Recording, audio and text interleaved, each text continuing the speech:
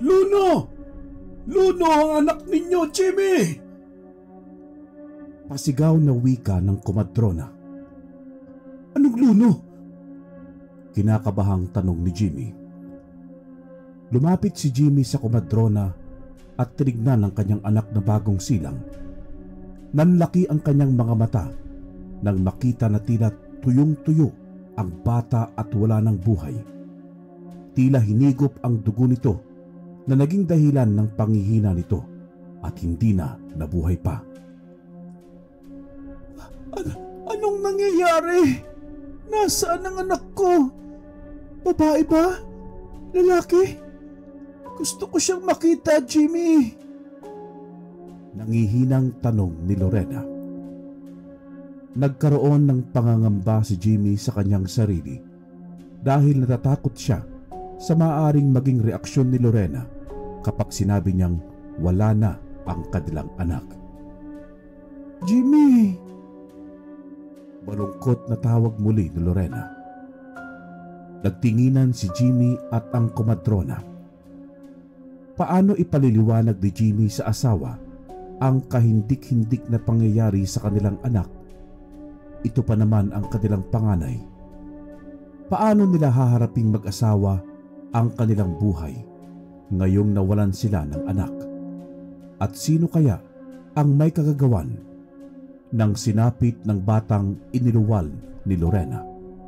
Sino ang dapat sisihin at ano ang tunay na nangyari? Halos 2 dekada na ang nakakaraan ay may isang mag-asawa na naninirahan sa bayan ng San Pablo City, Laguna. Masaya silang nagsasama pagkatapos nilang maikasal. Isang construction worker si Jimmy at mabuting may bahay naman si Lorena dahil ayaw ni Jimmy na maghanap buhay siya. Bukod pa dito ay pagkatapos nilang maikasal ay hirap silang makabuo. Makalipas ang halos 1 taon ay hindi pa sila mabiyayaan ng isang anak. Kaya naman nagpatingin na si Lorena upang malaman kung anong problema at nang malunasan na agad ito. I'm so sorry pero konti lang ang chance na magkaroon kayo ng anak. May PCOS si Lorena at kailangang magamot na muna natin ito upang mabigyan natin siya ng iba pang mga medisina para sa mabilis na pagdadalang tao niya.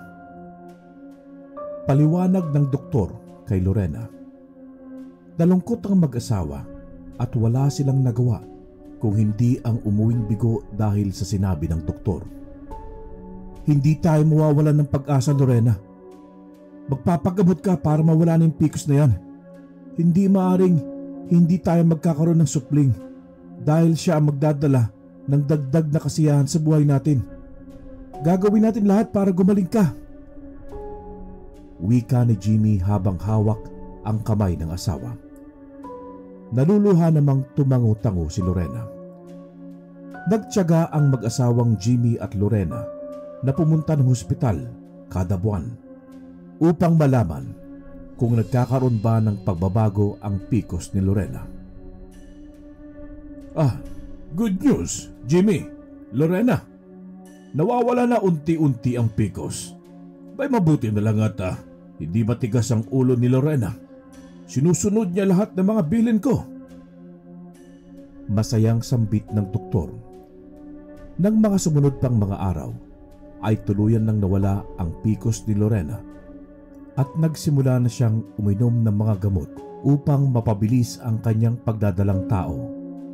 Sa una ay naging mahirap ang pagkakataon para sa mag-asawa. Jimmy, parang magtatatlong buwan na akong hindi dinadatnan. Pero wala naman akong nararamdaman sa sarili ko. Wika ni Lorena habang kumakain sila ng hapunan. Aba, teka, magpa-pregnancy test ka kaya? Bukas na bukas, bibili ako ng pregnancy test tapos tignan natin kung meron na tayong junior. Excited na sambit ni Jimmy habang hawak ang tiyan ng asawa. Napangiti naman si Lorena. Kinabukasan ay maagang umuwi si Jimmy mula sa trabaho. "Oh, ayan, subukan mo na to. Ito, may dala pa ako mga prutas ha. Kailangan mo yan para sa baby natin." Wika ni Jimmy na inabot ang pregnancy kit kay Lorena. "Wala pa naman, excited ka naman masyado." Natatawang sambit ni Lorena. "Meron na yan, malakas ang pakiramdam ko." Abot hanggang tenga ang ngiti ni Jimmy. At pumasok na nga si Lorena ng banyo upang subukan ang pregnancy kit. Hindi na mapakali si Jimmy sa magiging resulta ng pregnancy test. Saglit pa ay lumabas na si Lorena. "Ano? Meron na ba?" Nakangiting tanong ni Jimmy. Ang mga ngiti ni Jimmy ay napalitan ng pagkalungkot dahil sa mukhang sinalubong ni Lorena.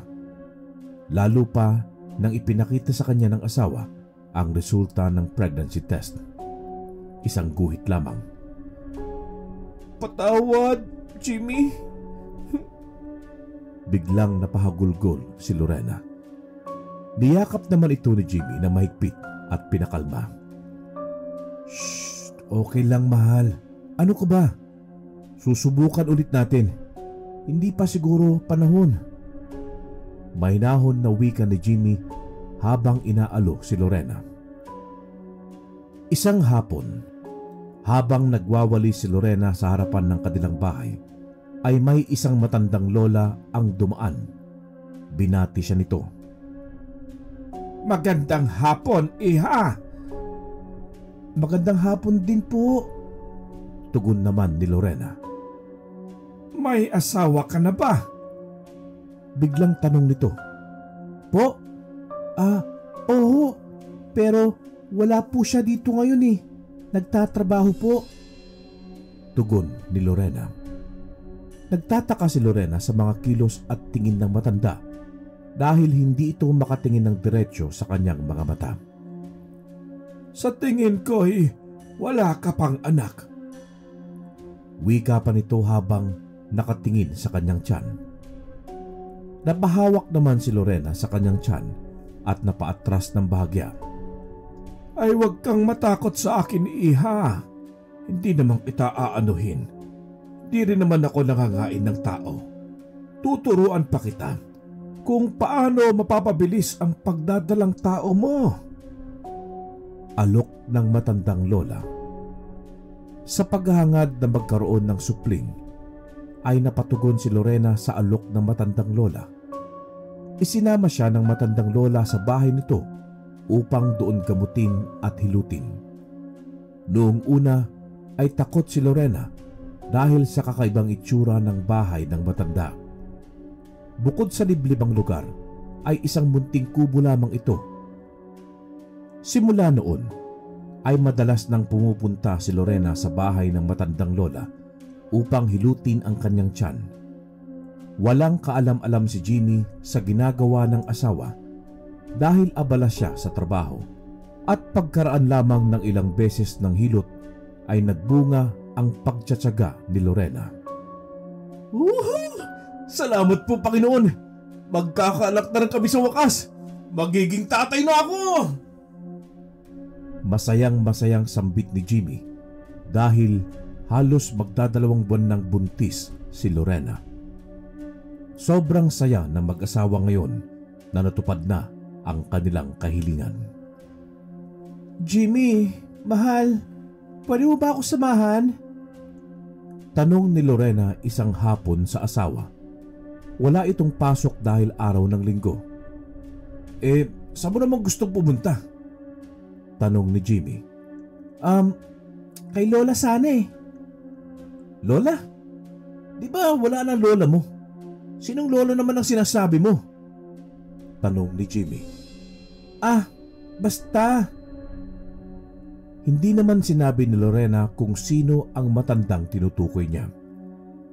Dahil akala ni Jimmy ay kung sino lang ang matandang lola na sinasabi ng asawa, ay sinamahan na lamang nito si Lorena sa bahay kung saan nakatira ang matanda.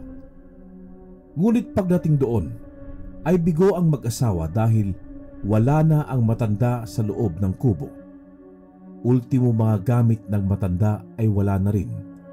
Malinis na ang kapaligiran na tila walang tumira. Oh, wala naman nakatira dito eh. Sino ba talaga hinahanap mo? Nagtatakang tanong ni Jimmy. Umuwi na rin kaagad ang mag-asawa dahil magkakagat dilim na at pagdating sa bahay ay saka na umamin si Lorena. Ano? Nakipagkasundo ka sa isang taong hindi mo kilala? Tila galit na singhal ni Jimmy. Nagagalit ka ba? Anong masama sa ginawa ko? Isa pa'y mabait naman siya. Kung hindi dahil sa matanda ay hindi ako magdadalang tao. Depensa naman ni Lorena. Ano ka ba naman, Lorena? Siyempre mag-aalala ako. Paano kung anong gawin ng matandang yun lalo na sa'yo? Hindi mo siya ganun kakilala para magtiwala ka. Paliwanag ni Jimmy. Hindi naman na sumagot pa si Lorena at nanahimik na lamang. Lumapit naman si Jimmy at sinuyo ang asawa. Ay, wag na nga natin pagtalunan pa ito. Pero sige, aminin ko. Nagpapasalamat ako dahil natulungan niya tayo na mapabilis ang pagdadalang tao mo. Ano bang ginawa niya sa'yo? Pagtatakang tanong ni Jimmy. Regular niya akong hinihilot sa tiyan tapos parang may mga bulong-bulong pa. Tugon ni Lorena at nagbalik tanaw siya sa nakaraang mga araw na kasama niya ang matandang lola. Ano pong gagawin natin, Lola? Tanong ni Lorena na tila nakakaramdam ng takot dahil sa paligid. Idagdag pa ang itsura ng matandang lola na tila mangkukulam dahil inilagay nito ang mahabang buhok at kumuha ng isang bote ng langis. Ngunit ang takot na ito ay isinantabi ni Lorena dahil sa kagustuhang magkaanak. Humiga ka, iha! Utos ng matanda. Dito po ba? Tanong ni Lorena habang pumapwesto naman sa paghiga. Hindi tumugon ang matandang lola, bagkus ay nagsimula na itong magsalita ng isang lengguwahe na hindi naman naintindihan ni Lorena. Bulong na tila dasal na ang matandang lola lamang ang nakakaalam. Sunod na ginawa ng matanda ay itinaas ang damit ni Lorena sa bandang tiyan lamang at nagsimula ng hilutin ang kanyang puson. Banayad lamang ang paghilot ng matanda, ngunit may kakaibang nararamdaman si Lorena sa bawat haplos nito. Ang lakas naman ng loob mo.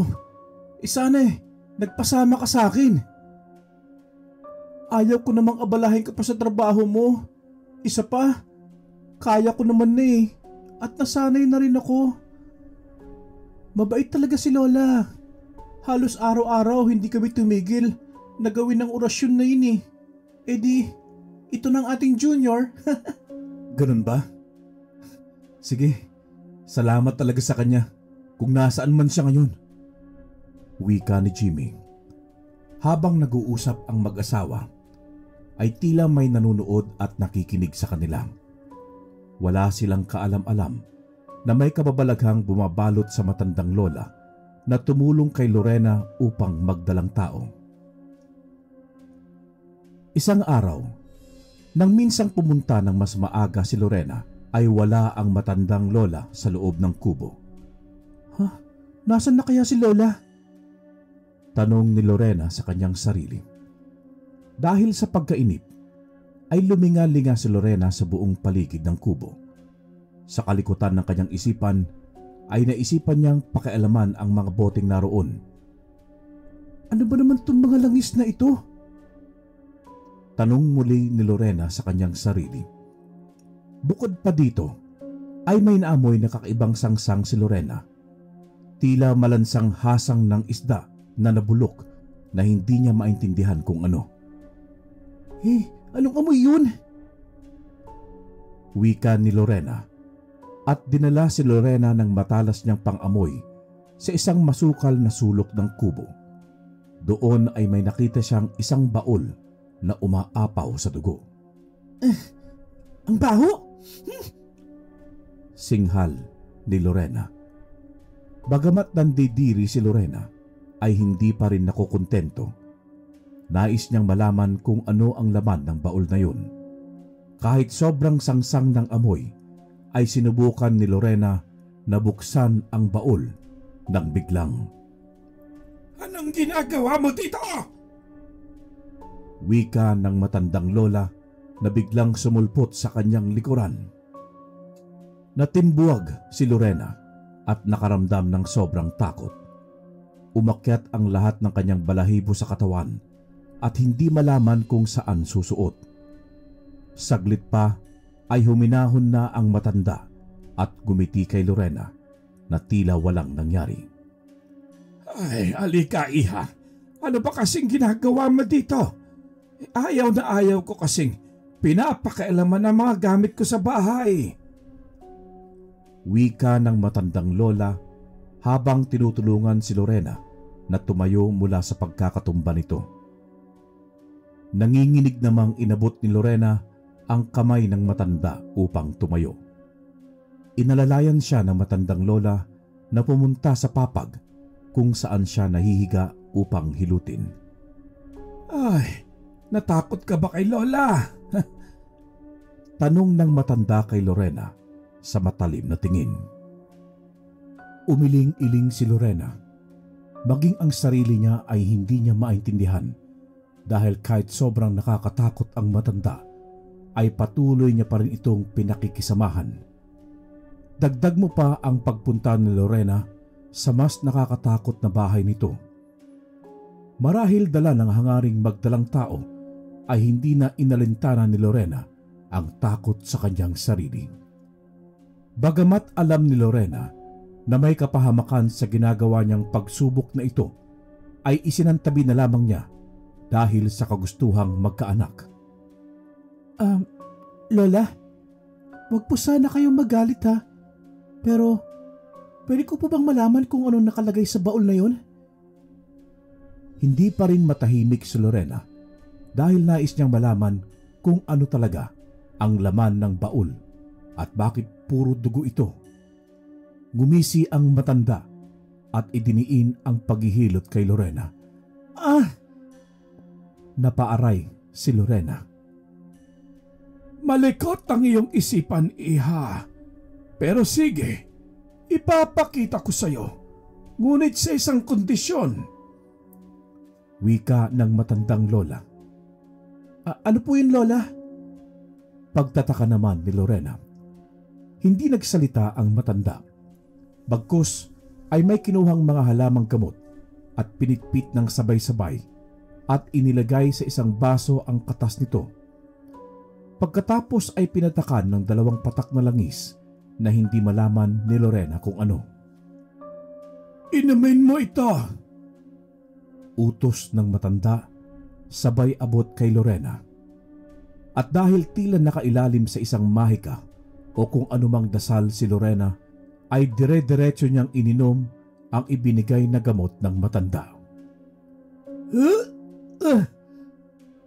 Halos maduwal-duwal na wika ni Lorena dahil sobrang pait ng ininom niyang gamot. Halika na! Sambit ng matandang lola at dinala niyang muli si Lorena sa sulok kung saan naroon ang baul na masangsang at umaapaw ang dugo. Mabilis ang tibok ng puso ni Lorena. Kakaibang kaba ang kanyang nararamdaman habang dahan-dahang binubuksan ng matandang lola ang baul. Pinagpapawisan ng malagkit si Lorena. Nag-iisip na siya ng daan kung paano siya tatakbo, kung anumang sakali ang lamang nilalang ng baul. Sari-sari na ang kanyang naiisip. Saglit pa'y nabuksan na ang baul. May nakikita ka ba? Tanong ng matandang lola. Nanlalaki ang mga mata ni Lorena dahil walang kalaman-laman ng baul na kanina lamang ay nakikita niya kung paano umapaw ang mga dugong nasa paligid nito. Maging ang masangsang na amoy ay nawala na. Lorena! Panggugulat sa kanya ng matanda dahil natutulala na si Lorena sa kababalaghang nangyari sa baul. Wala nga pong laman. Napapangiting tugon ni Lorena. Bagamat nagtataka, ay hindi pa muling nagtanong si Lorena sa matandang lola. Hinayaan na niya ang baul na isarang muli ito. Ang hindi alam ni Lorena ay sa paningin lamang niya walang laman ng baul. Ngunit sa katotohanan ay meron talaga itong laman na lamang loob na hindi malaman kung sa hayop ba o sa tao. May misteryong bumabalot sa matandang ito dahil lahat ng ipinapainom niya kay Lorena ay malaki ang epekto sa pagiging bulag nito sa tunay na kaanyuan ng mga bagay na naroroon sa nakakatakot na bahay ng matandang lola. Kalaunan ay nagpaalam na si Lorena. Aalis na po ako, Lola. Sambit niya. Mag-iingat ka! Tugon ng matanda na tila may laman ang salita. Opo, Lola, huwag po kayong mag-alala.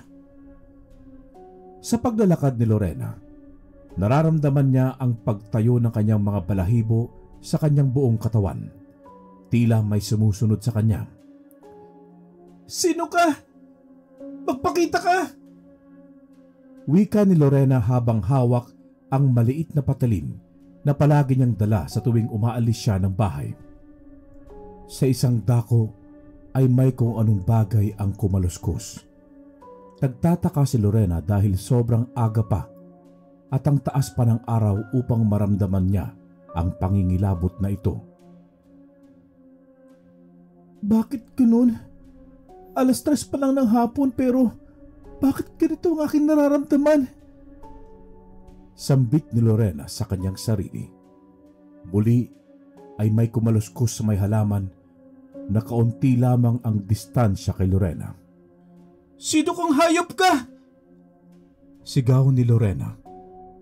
Takot man si Lorena ay lakas loob niyang hinarap ang kung anumang gumagalaw sa may halaman.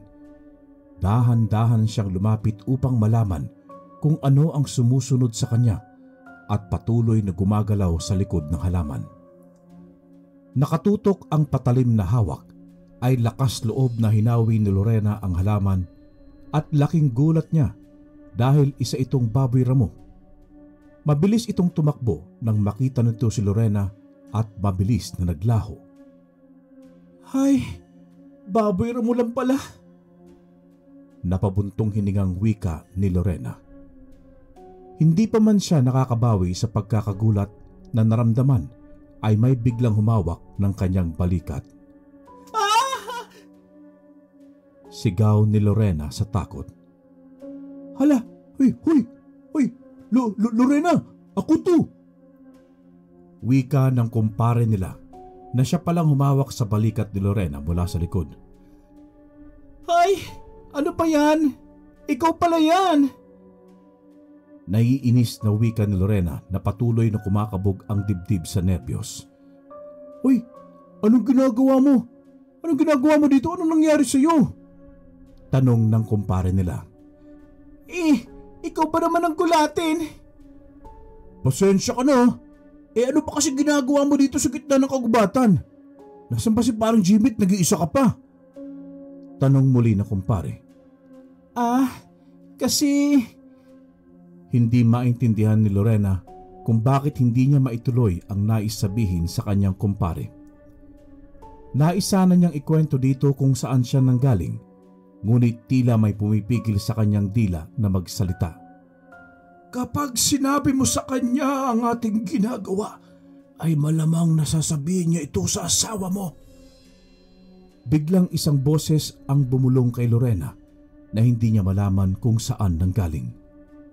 Lorena! Ha? Naaligagang tugon ni Lorena. San ka ako galing? Tanong muli ng kanyang kumpare. Diyan lang sa kakahuyan. Naiinip kasi ako sa bahay eh. Pagsisinungaling ni Lorena. Naku, wag mo nang ulitin yan ha. At alam mo naman dito sa atin, delikadong ginagawa mo. Kapag nalaman ito na paring Jimmy, pagagalitan ka sigurado nun. Pare, may papakiusap sana ako sa iyo eh. Wag mo na sanang sabihin pa sa paring Jimmy mo ang nalaman mo ha. Wag mo na sanang banggitin pa sa asawa ko na nakita mo ko dito sa kagubatan. Oy, bakit naman? Kailangan niyang malaman yun, Lorena. Asawa mo si paring Jimmy at karapatan niyang malaman yun. Tugon ng kumpare nila. Halos lumuhod naman si Lorena sa pagmamakaawa sa kumpare nila na wag nang sabihin kay Jimmy na nakita siya sa kagubatan. Nakikiusap ako pare. Wag na wag mo sasabihin kay Jimmy na nakita mo ko dito ha. Oras na sinabi mo sa kanya, pag-aawayan namin ito. Gusto mo ba yon? Pangako ko, hindi na ako uulit pa. Ay, sige na nga. Makakaasa ka, Lorena. Hindi ko sasabihin kay paring Jimmy. Sana wag ka na pumunta pa dito ulit ha. Halika na, sumubay ka na. Mamaya pag uwi ni paring Jimmy, ay baka walang abutan sa bahay ninyo. Para ba? Halika na, para may masabay ka pag uwi. Salamat ha pare. Pero maiba tayo. Bakit delikado na sa kagubatan kung abutan man ng gabi dito? Wala namang ibang makikita dito kundi mga hayop. Tulad kanina, nakakita ako ng baboy ramo. Sambit ni Lorena habang naglalakad at napaatras ng bigla ang kumpare. Huh? Baboy ramo? Baboy ramo ba ka mo? Tanong pa nito. Oo. Tumatangong tanong ni Lorena. Naniniwala ka ba sa aswang, Mare? Umiling-iling si Lorena na tila napapatawa pa. Ano ka ba kumpare? Hindi na uso yan ngayon ano? Hanggang ngayon ba meron pa rin naniniwala sa aswang? Hindi pa ako nakakita pero naniniwala ako. At ang baboy ramo na nakita mo kanina, naniniwala akong aswang yun. Pahayag ng kumpare. Tila nasamid naman si Lorena sa sinabi ng kanyang kumpare. Pati ba naman ang walang kamuwang-wang na baboy ramo iisipin mong aswang? Hindi pa rin naniniwala si Lorena. Walang masama kung maniniwala tayo, Lorena. Pero alam mo bang may nakaengkwentrong aswang ang lolo ko dito nung unang panahon? Bata pa lang ako ng mga oras na yun pero tandang-tanda ko nangyari. Nagsimula na ngang magkwento ang kanyang kumpare. Tahimik namang nakikinig si Lorena. Matulog ka na, Apo. At bukas makakauwi na ang inay at itay mo. Wika ng lolo ng kumpare nila Lorena. Opo, lolo. Tugon naman ng kumpare na halos 6 na taon pa lamang ng mga panahon na yon. Nag-asikaso na ng tulugan ang kumpare nilang bata pa ng mga panahon na yon at nagsimula na silang matulog. Sa kalagitnaan ng kanilang pagtulog ay nakarinig ang maglolo ng malakas na pagaspas ng pakpak. Lolo, ano po yun? Tanong ng batang kumpare niya na hindi pala makatulog. Bakit gising ka pa? Huwag mo na lamang pansinin ang mga naririnig mo. Hindi kita tinatakot pero isang tik-tik ang naririnig mo at malayo pa siya sa atin. Tugon ni lolo na gising pa rin pala. Tik-tik po. Naku, nakakatakot naman po yun. Oo, huwag kang mag-alala dahil hindi tayo magagalaw. Meron akong panlaban sa mga aswang na yan at sigurado kong hindi nila tayo malalapitan. Determinadong sambit ni lolo. Bagamat natatakot ay sinunod ni kumpare ang sinabi ng kanyang lolo. Sinubukan niya na bumalik sa pagpikit at naghanap ng tulog. Ngunit sa katahimikan ng kanyang diwa ay muli siyang binagabag ng malakas na pagaspas ng pakpak na sumasabay sa hangin. Ang masama pa nito ay papalapit na ang tunog na naririnig niya. papalapit ng papalapit. Bumilis ng bumilis ang tibok ng puso ni kumpare. Nais niyang humiyaw sa takot, ngunit alam niyang hindi yun magugustuhan ng kanyang lolo dahil walang duwag sa pamilya nila. Kaya naman nilabanan ni kumpare ang takot na nararamdaman. Saglit pa ay tumayo ang kanyang lolo at nakiramdam. Tumigil ang ingay at pagpapagaspas ng pakpak, ngunit kapalit nito ay ang lagabog sa bubungan nila at sa sawaling barong-barong nila. Umalis ka ditong demonyo ka! Sigaw ni lolo at minura ang kakaibang nilalang na nanggugulo sa kanila. Nanatili ang batang si kumpare na nakahiga at nakapikit dahil hindi niya alam ang kanyang gagawin. Ayaw kasi niyang kumilos hanggat walang sinasabi ang kanyang lolo. Saglit pa ay naramdaman ni kumpare na lumabas ng kwarto ang kanyang lolo at ramdam niyang may kinuha ito sa luma nitong baul. Lumayas ka dito, walang iya ka! Hindi ka dapat naririto sa bahay namin. Hindi ka namin pinapakialaman! Dahil nagtataka ang kumpare sa kung anong ginagawa ng kanyang lolo sa labas, kasabay pa ang pag-aalala niya sa matanda, ay sumilip ito mula sa maliit na butas ng sawali ng kanilang kwarto. At dahil madilim, ay hindi makita ni kumpare ang nilalang na inaaway ng kanyang lolo. Gumawa ito ng isang tunog ng nakakakilabot na nilalang. Ang nilalang na sinasabi ng kanyang lolo na animoy tiktik. Napaatras si kumpare sa takot. Saglit pa ay nakita niyang matapang na hinarap ng kanyang lolo ang mga aswang. Dala nito ang isang lampara na siyang nagsisilbing liwanag ng kanyang lolo sa madilim na paligid.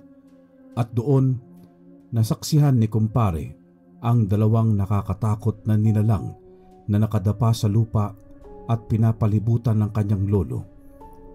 Hawak ni lolo ang isang mahabang latigo na sinasabing galing pa sa kanilang ninuno ng kanilang pamilya. Ito ay buntot ng pagi. Sinasabing dito natatakot ang mga tiktik sa tuwing inihahampas sa kanila. Halika! Lumapit ka! Hamon ni lolo, at sumugod nga ang isang tiktik sa matanda. Nangingilabot si kumpare. Hindi man niya aminin ay lubha siyang nakakaramdam ng takot. Sa kauna-unahang pagkakataon, nakakita siya ng aswang at nakikipagsagupaan sa kanyang lolo.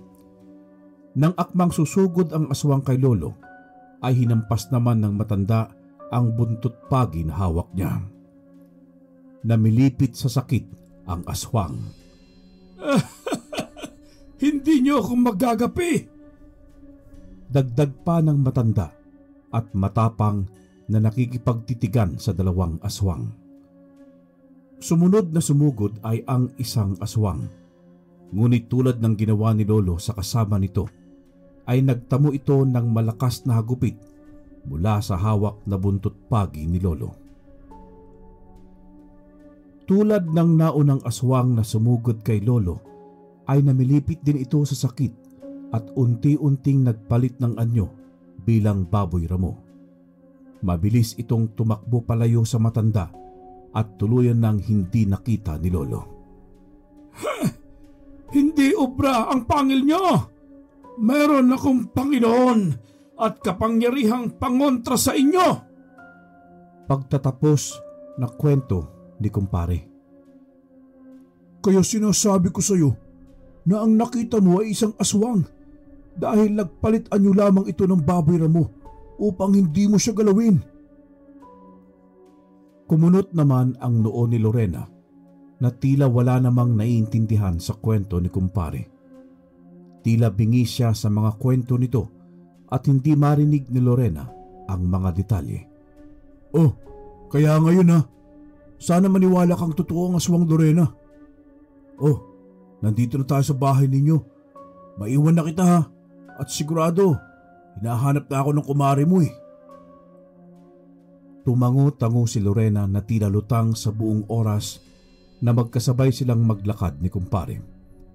Tila nakailalim siya sa isang dasal na malamang ay ang matandang lola ang may kakagawan.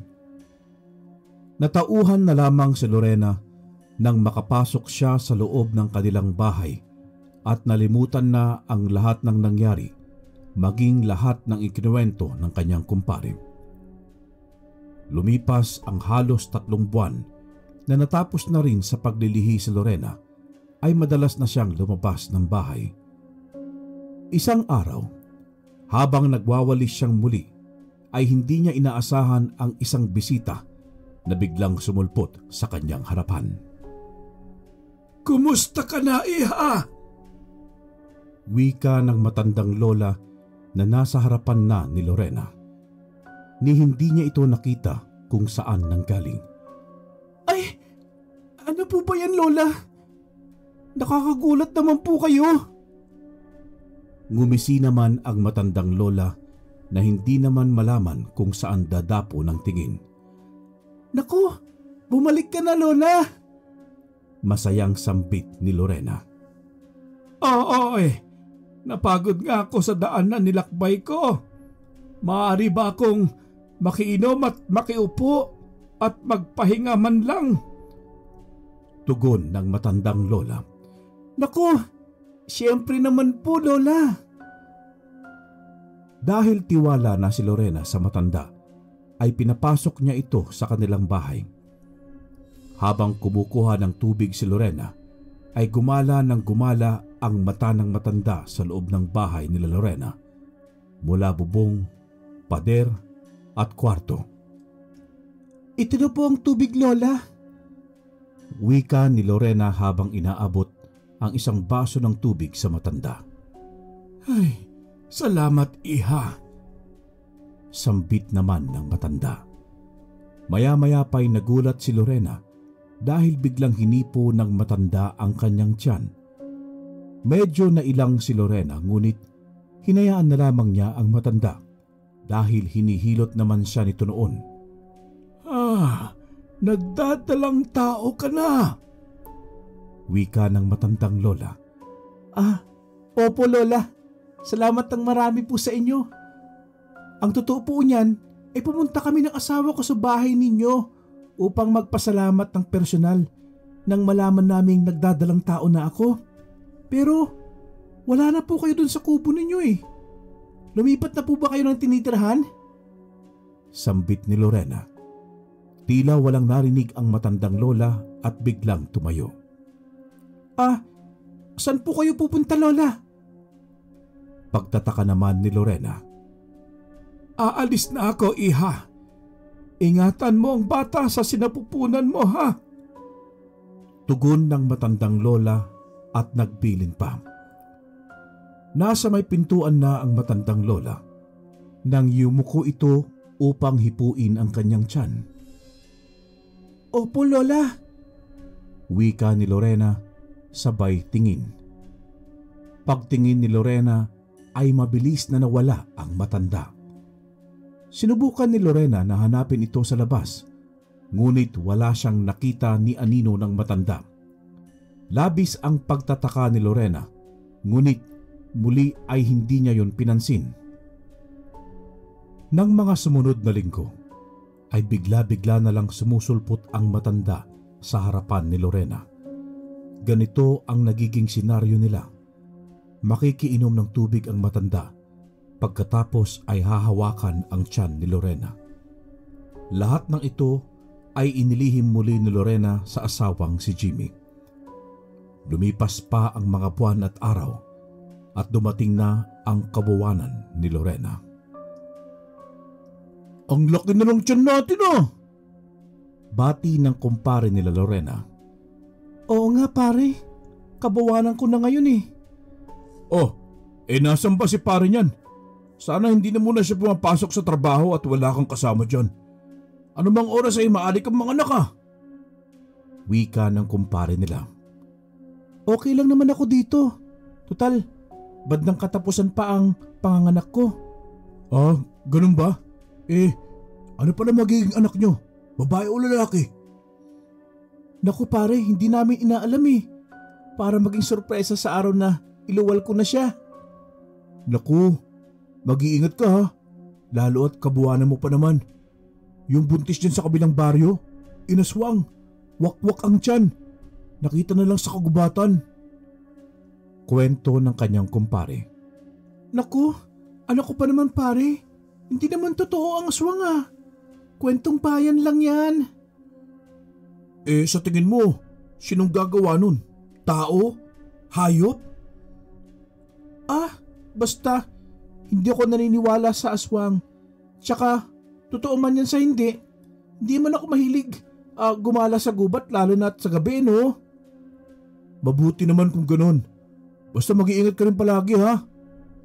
Oo pare, salamat ha. Hindi talaga naniniwala si Lorena sa mga kababalaghang kwento tungkol sa mga aswang o maligno. Ngunit simula ng gabing yun ay madalas nang maging balisa sa pagtulog si Lorena. Ang init. Oh, bakit? Naligo ka naman mahala. Kung gusto mo, maligo ka ulit? Tinatamad naman akong bumangon. Pero sobrang init talaga. Parang may naamoy pati akong malansa. Nabahala si Jimmy. Kaya naman bumangon siya at kumuha ng asin. Anong ginagawa mo? Tanong ni Lorena kay Jimmy dahil nagsasaboy ng asin sa ilalim ng papag nila. Pangtaboy ng aswang. Lumabas pa si Jimmy ng bahay nila upang magsaboy ng asin sa kanilang bubong. Maya-maya pa'y bumalik na si Jimmy sa kanilang kwarto. Ano bang meron sa pagsasaboy ng asin ha, Jimmy? Ano ka ba Lorena? Ginagawa to para pangtaboy ng mga aswang. Buntis ka, kaya may posibilidad na aswangin ka. Totoo ba talaga sila, Jimmy? Aba, oo naman. May nabalita nga dyan sa kabilang baryo eh. Buntis din. Nawakwak ng aswangan tiyan. Kaya ikaw ha, mag-iingat ka. Wika ni Jimmy. Natahimik na lang si Lorena. Kinabukasan ay hindi dumaan ang matanda sa kanilang bahay.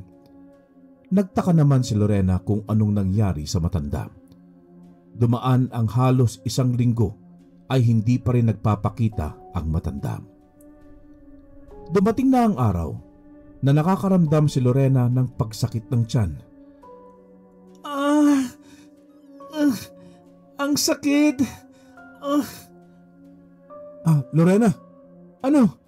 Manganganak ka na ba? Natatarantang tanong ni Jimmy. Yung tiyan ko, umihilab na. Nako, Lorena, manganganak ka na nga. Teka, sandali ha. Iwan na muna kita dito. Tatawag ako ng komadrona.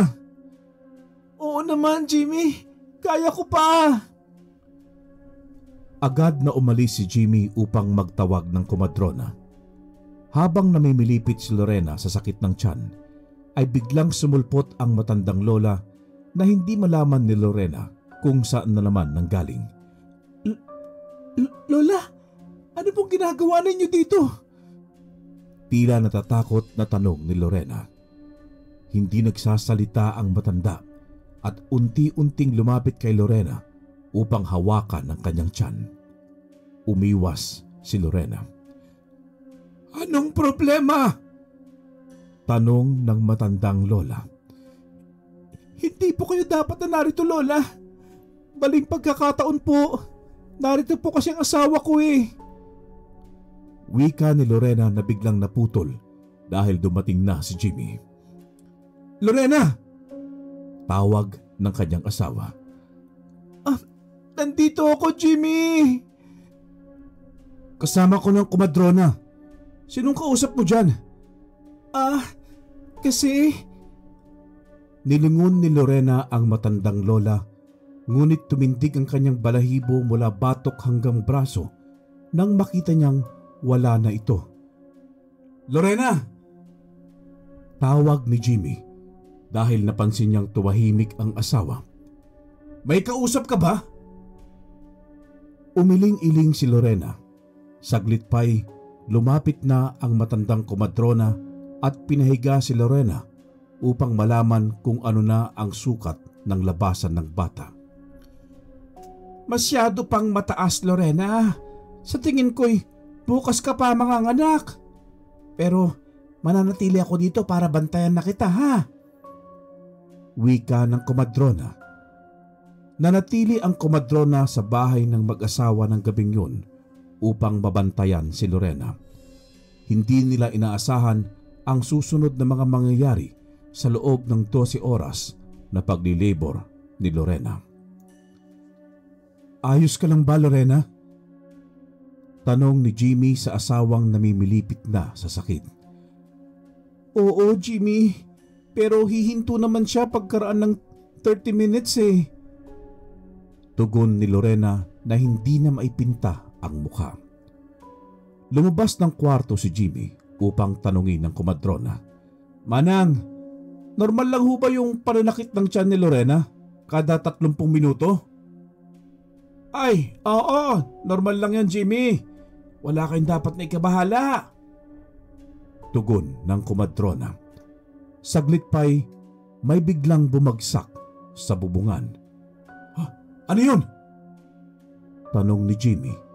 Nanlaki naman ang mga mata ng komadrona. Nako, puntahan mo si Lorena! Utos ng komadrona. Nagmadali namang bumalik ng kwarto si Jimmy at nakita niyang wala nang malay si Lorena. Nakataas ang duster na suot nito at nakalabas ang malaking tiyan. Agad na lumapit si Jimmy. Lorena!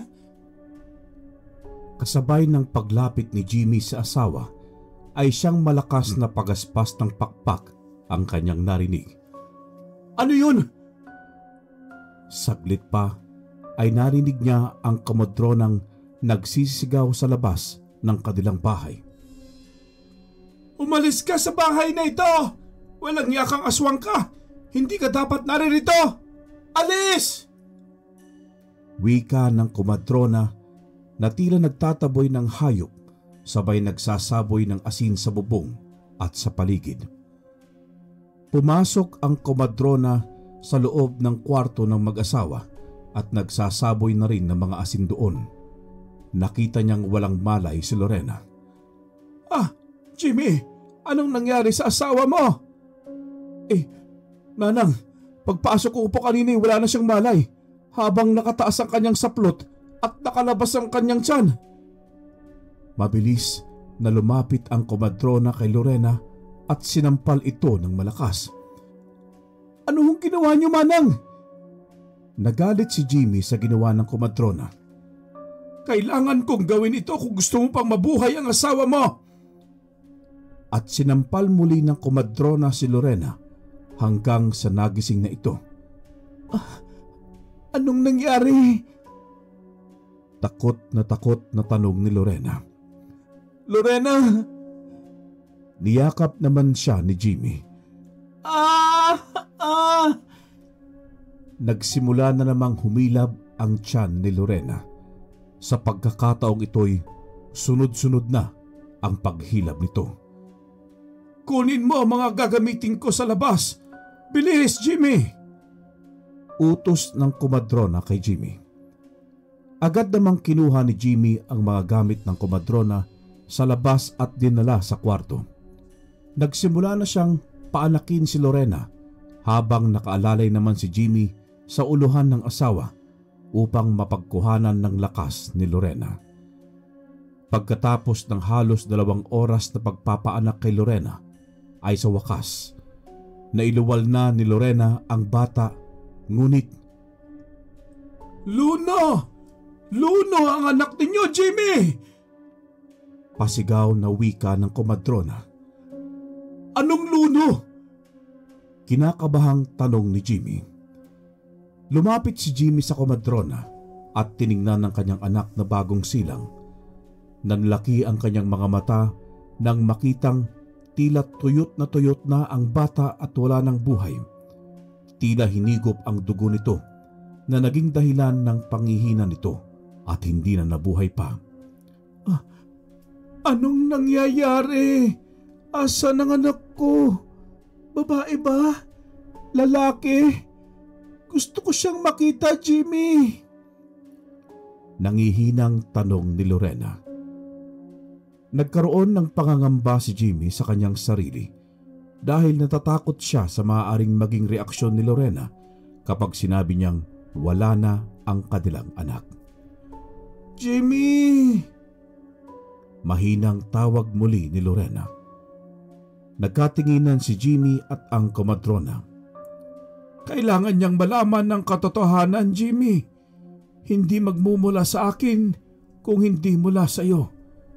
Kailangan nang mailibing sa lalong madaling panahon ng anak mo. Wika ng komadrona sa mahinang boses. Lumabas na ang komadrona at ibinigay kay Jimmy ang anak nitong wala ng buhay. Pagkalabas ng komadrona ng kwarto, ay dahan-dahang lumapit si Jimmy sa asawa. Nawawasak ang puso ni Jimmy na makitang ngiti at pagkasabig ang salubong sa kanya ni Lorena. Anong kasarian niya, Jimmy? Nakangiting tanong ni Lorena. Nangingilid na ang luha ni Jimmy sa kanyang mga mata. Huwag kang mabibigla, Lorena, pero wala na siya. Wala na ang anak natin. Umiiyak na sambit ni Jimmy habang inaabot kay Lorena ang anak nitong wala ng buhay. Hindi. Sinong may sabi? Narinig ko siyang umiiyak habang natutulog ako kanina, Jimmy. Buhay siya! Anak! Gising ka na! Yakap ka na ni Mama, anak! Umiiyak na sambit ni Lorena habang hinihele ang sanggol. Saglit pa ay napahagulgol na si Lorena. Anak! Hindi ito totoo, Jimmy! Hindi totoo ito!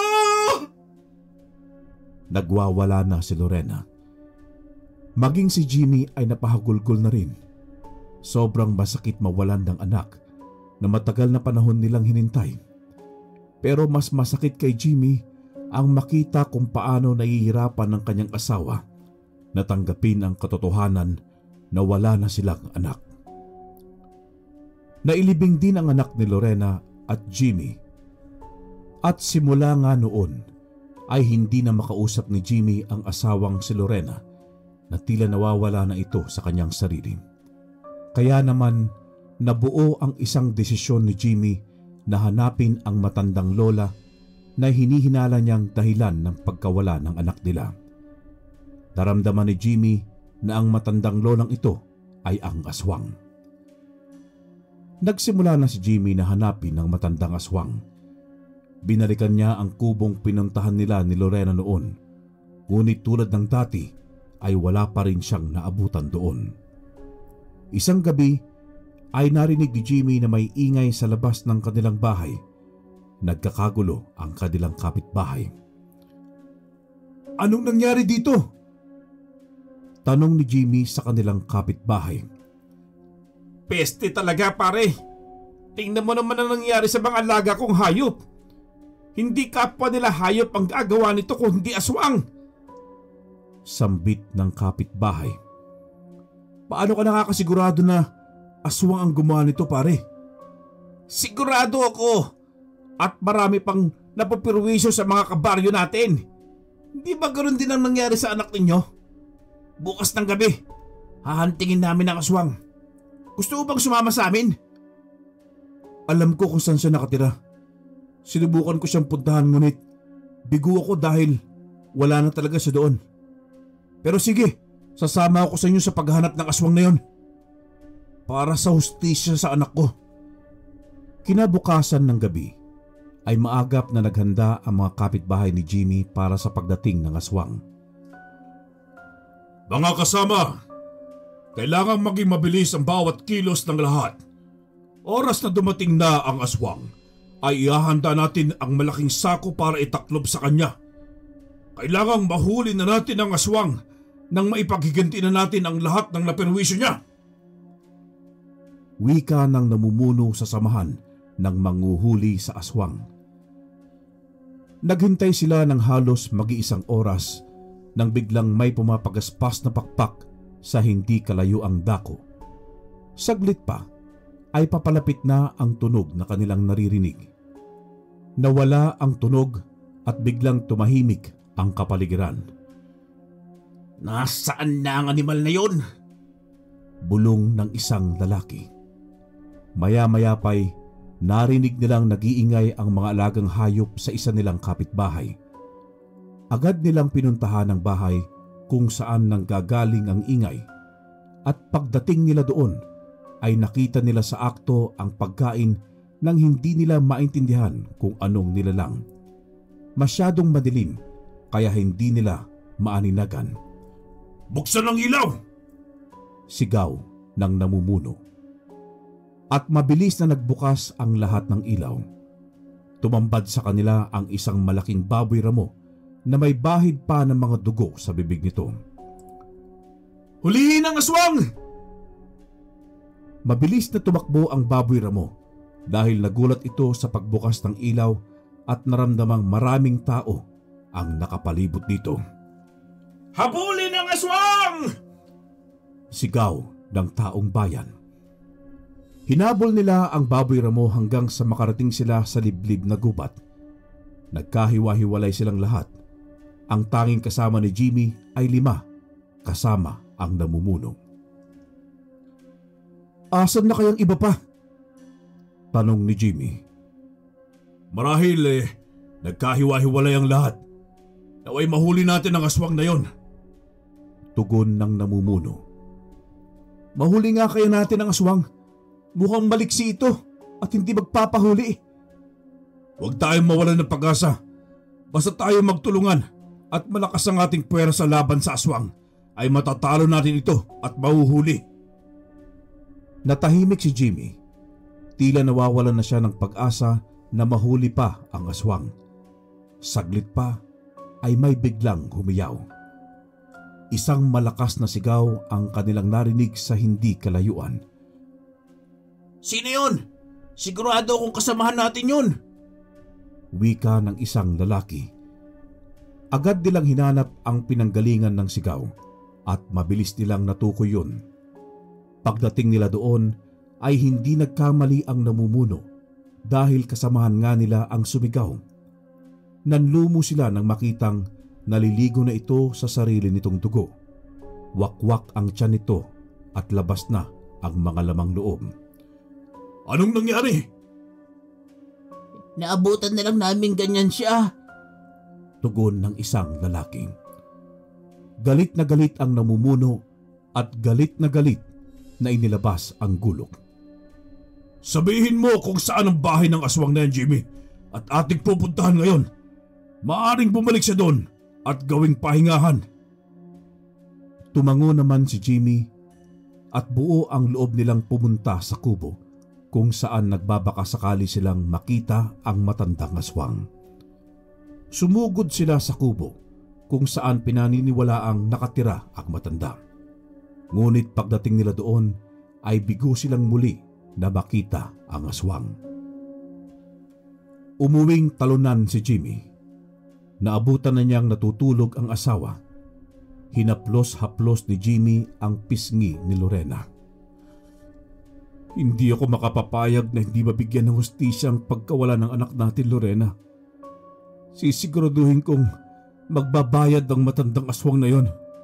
Oo, hindi sa ngayon, pero gagawin ko ang lahat para mahanap at mapatay ang hayop na yun. Galit na sambit ni Jimmy sa kanyang isipan. Kinabukasan ay sinimulan na ni Jimmy ang paghahunting sa aswang kahit na mag-isa siya. Pagkagaling sa trabaho ay sa kagubatan niya pinipiling dumaan dahil nagbabakasakali siyang makita niya ang aswang. Nang mga naunang gabi ay naging mailap sa kanya ang pagkakataon.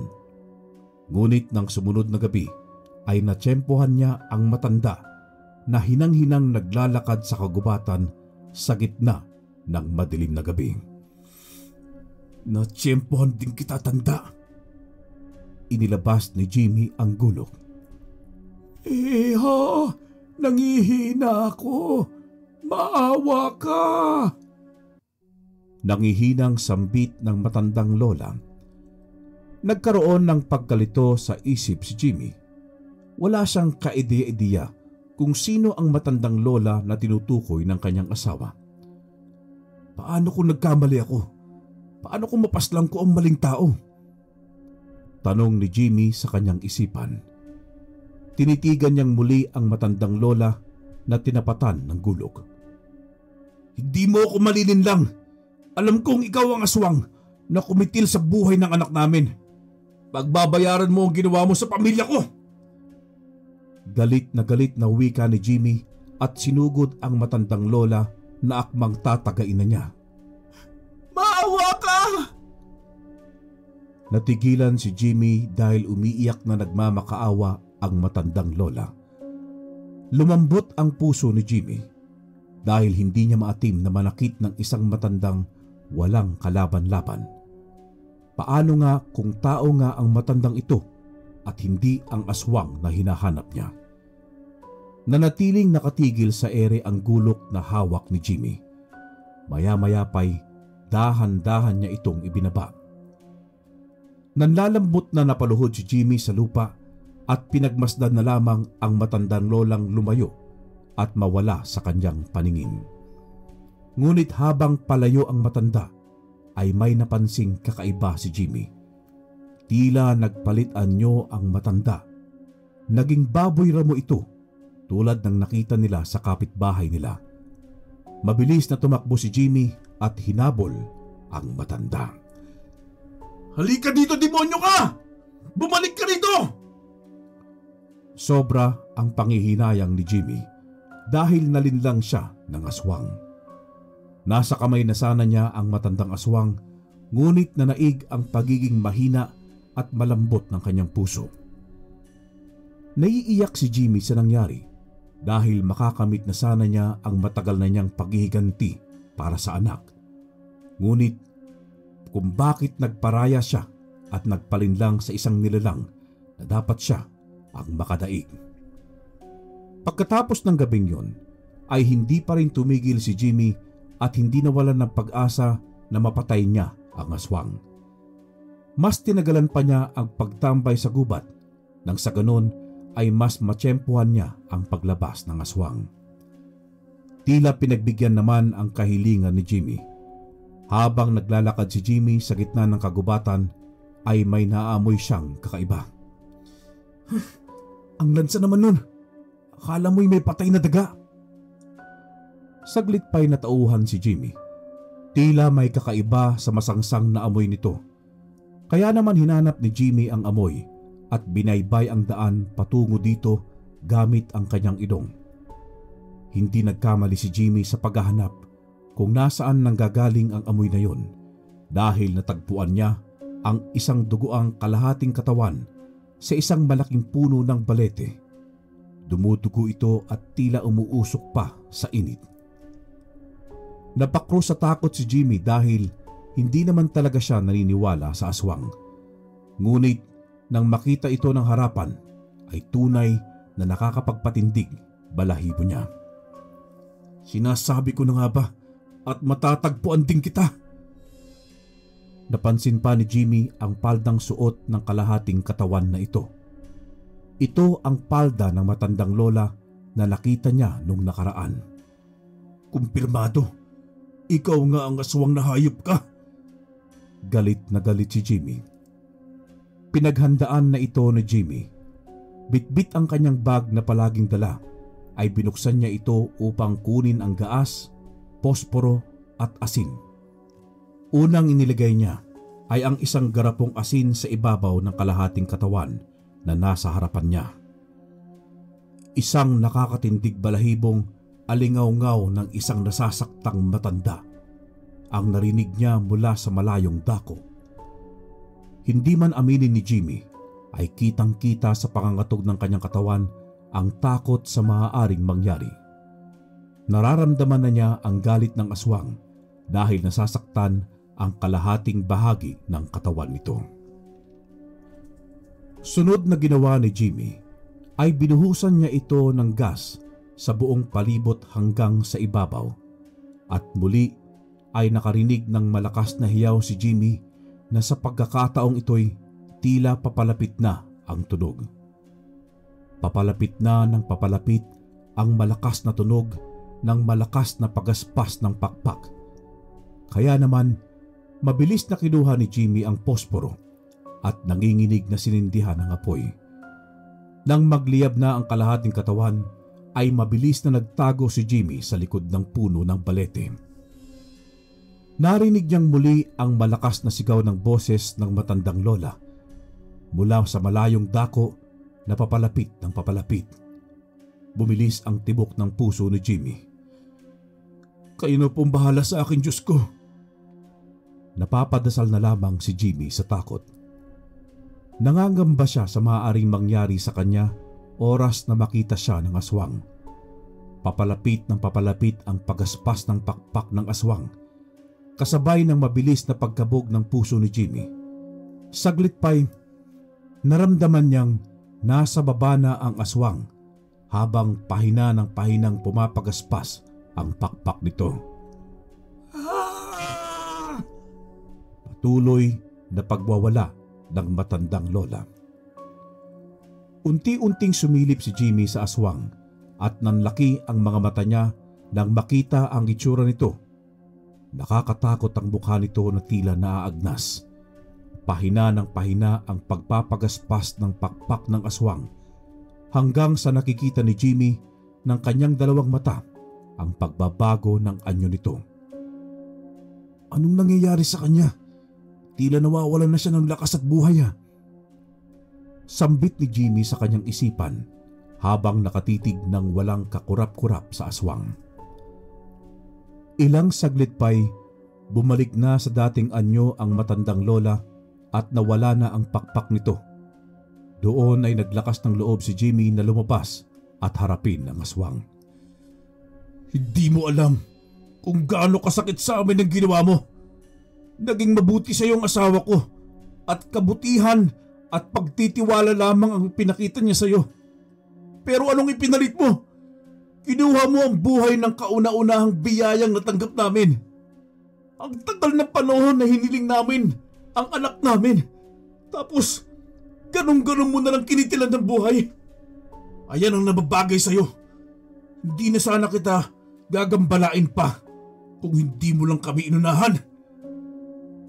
Wika ni Jimmy habang matalim na nakatitig sa aswang na unti-unting nalulusaw. Umuwi na si Jimmy nang makasiguradong lusaw na talaga ang aswang. Halos pataas na ang araw nang makauwi si Jimmy sa kanilang bahay at pagkarating niya doon ay nakita niyang naghihintay si Lorena. Sinalubong siya nito ng yakap at halik. "San ka galing? Nag-aalala ako sa iyo, Jimmy." "Wala na ang aswang, Lorena. Tapos na ang lagim sa ating baryo. Naipaghiganti ko rin ang pagkawala ng ating anak." "Paanong wala na? Anong nangyari? Nakasagupa mo ba siya?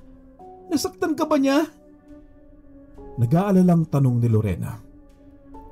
"Hindi na mahalaga kung paano nangyari, mahal ko.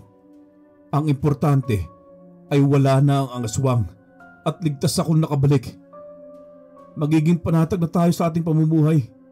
At sa wakas, nabigyan na din ng hustisyang pagkawala ng anak natin. Ganon din sa iba nating mga kabaryo." "Patawarin mo ako, Jimmy, kung naging makasarili ako at hindi ko na inisip na nawalan lang ako ng anak. Pero nariyan ka pa. Nawala sa isip ko na may asawa pa pala ako, na may isang tulad mo pa ako. Bigyan mo sana ako ulit ng pagkakataon na makabawi sa iyo, Jimmy. Magiging mabuting asawa akong muli sa iyo." May sasabihin pa sana si Lorena, ngunit pinigilan na siya ni Jimmy. "Shh! Mahal ko. Masaya akong nagbalik ka na, Lorena. Hindi mo na kailangan pang isipin na makabawi. Basta mahalin mo lang ako at palagi ka lang sa tabi ko. Buo na ang buhay ko, mahal ko." At nagyakapan ang mag-asawa. Lumipas lamang ang halos 1 taon ay muling binayayaan ng anak si Lorena at Jimmy.